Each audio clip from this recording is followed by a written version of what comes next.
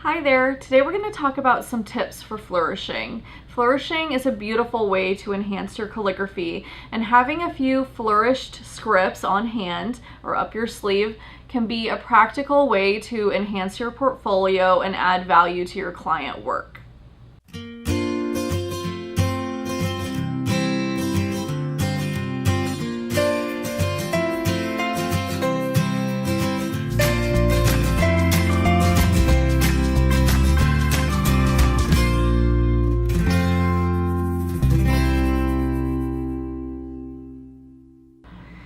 Flourishing can also be useful in a practical rather than only an aesthetically pleasing manner as well. It can seem intimidating at first, so I want to cover a few tips for you to remember while you practice your flourishes.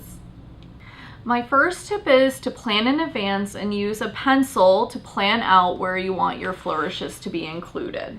If you're using a pencil, make sure you press lightly so you can erase later. Go slow and write carefully. Don't rush yourself.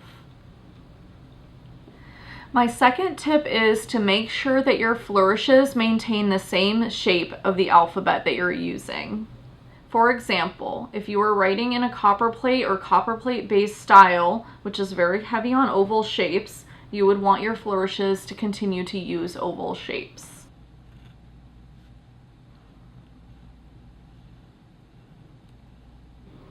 Tip number 3 is to make sure that you cross your lines at nearly right angles.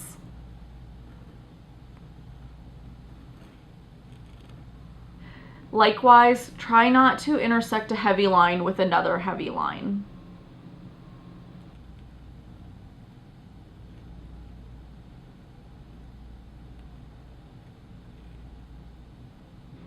My fourth tip is to use your flourishing to balance your writing and aid in centering. For example, if an envelope is heavy on the left, use your flourishes to draw the eye over to the right and balance the artwork on the envelope. For tip number 5, make sure you're using full arm movement for your sweeping flourishes rather than just finger strokes. This will help the strokes look less confined and more natural. And lastly, tip number 6, never flourish so much that it distracts from what you're trying to say or makes your writing look illegible. I hope you found these tips useful for practicing your flourishing.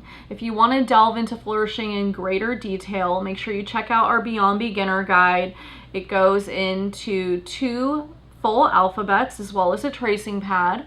The tracing pad is fantastic for getting down those sweeping movements while you focus on the shapes, and also for developing muscle memory. If you're interested, I have it linked below along with the other resources we used in this video. Thanks!